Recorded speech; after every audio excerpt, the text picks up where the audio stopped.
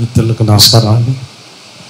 ఇందాక అన్నయ్య పరిశ్రమ గోపాలకృష్ణ గారు ఈ తెలుగు పరిశ్రమకి రెండు కళ్ళు అంటే ఇది సత్యం. సినిమాకి, తెలుగు సినిమాకి గౌరవం తెచ్చింది, జనాల్లో మరింత గౌరవాన్ని పెంచింది శ్రీ నందమూరి తారక రామారావు అయితే, తెలుగు సినిమా కీర్తిని ఇటు హిమాలయాల దాకా, అటు సముద్రాలు దాటి రష్యా దాకా తీసుకెళ్ళిన ఘనత కృష్ణ గారు. పాన్ ఇండియా అక్కడి నుంచే మొదలైంది.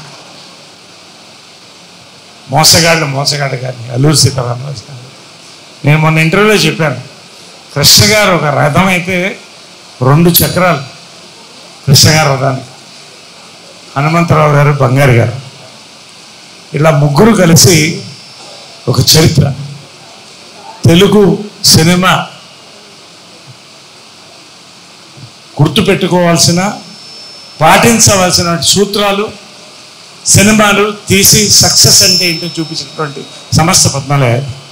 నేను ఎప్పుడూ చెప్తూ ఉంటాను, కృష్ణ గారు ఎప్పుడూ దేవుడు, నిర్మాతల పట్ల దేవుడే. అది చాలా ఇన్సిడెంట్స్ ఉన్నాయి, నేను చెప్పక్కర్లా.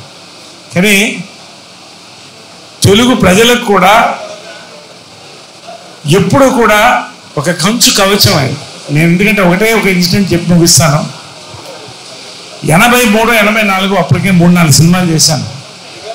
వరదలు వచ్చింది. రామారావు గారు, స్వర్గీయ రామారావు గారు ముఖ్యమంత్రి గారు ఫండ్ కలెక్షన్ కోసం రావడం జరిగింది. మెడ్రాస్ ఫిలిం ఛాంబర్లో ఏర్పాటు చేశారు. నేను కుర్రాండి, 19 ఏళ్ళు 20 ఏళ్ళు, అందరూ వచ్చారు. సినీ పరిశ్రమ అంతా ఉంది. డొనేషన్లు ప్రారంభించినప్పుడు ఎవరు 10,000 దాటట్లా. అంటే 10,000 అంటే తక్కువ కాదు ఆ రోజుల్లో, 83లో అందరూ 10,000. నా చెవుల్లో కృష్ణ గారు పక్కన వచ్చి, నీ బ్యాంకులో ఎంత ఉందన్నారు. నాకు అర్థం కాక 15,000 ఉందండి అన్న. నేను 10,000 ఇస్తాను, 25,000 అనౌన్స్ చేయను. 25,000 అనౌన్స్ చేయని రామారావు గారు, shame on all of you, ఇంత కుర్రవాడు వచ్చి నాకు కళ్ళల్లో నీళ్ళు తిరిగిపోతుంది, కృష్ణ గారు దండం పెడుతున్నాను, రామారావు దండం పెడుతున్నాను. లైఫ్లో మర్చిపోలేనండి. అందరూ కూడా 25,000 ఇవ్వడం మొదలెట్టారు. చివరికి రామారావు గారు ఉండి, కృష్ణ నువ్వేంటి అంటే, నేను ₹1,00,000 ఇస్తున్నాను కాక ఈ సంవత్సరం నా సినిమా ఏది రిలీజ్ అయినా ఫస్ట్ డే కలెక్షన్స్ తెలుగు ప్రజలకు ఇస్తాను. నా లైఫ్లో మర్చిపోలేని సంగతి, చాలా నేర్చుకున్నామండి. జీవితంలో ఒక జన్మ, నిజంగా ఒక గురువు. అలాంటివి ఎన్నో సంఘటనలు రోజు తలుచుకుంటూనే ఉంటాం.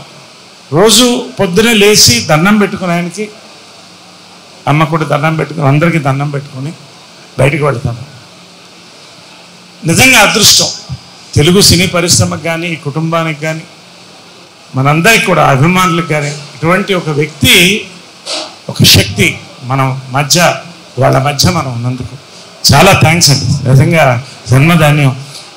మన మాధవరావు గారు లైఫ్లో మర్చిపోలేను. ఆయనకి ప్రజానాట్య మండలి నుంచి ఆయనతో పాటు ఉన్నటువంటి వ్యక్తి. ఎంత ఒక మంచి స్నేహం, ఒక మేకప్ మ్యాన్గా, ఒక ఫ్రెండ్గా ఆయన. ఇదంతా చాలా పంచుకోవడానికి చాలా ఉంది, బట్ చాలామంది మాట్లాడాలి. ఈ యొక్క అవకాశం ఇచ్చినందుకు ధన్యవాదాలు. Thank you.